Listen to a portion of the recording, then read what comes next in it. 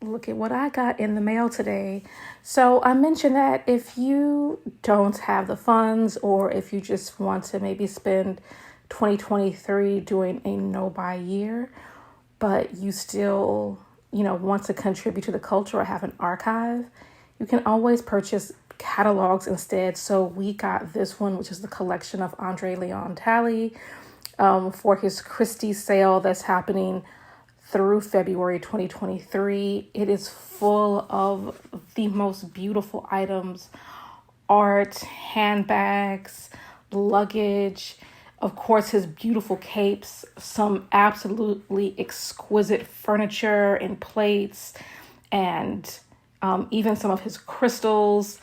I mean, it's an absolutely beautiful collection. And some of those, for those of you who do want to spend some money, some of these prices are like really good. So let us know if you are going to put a bid in.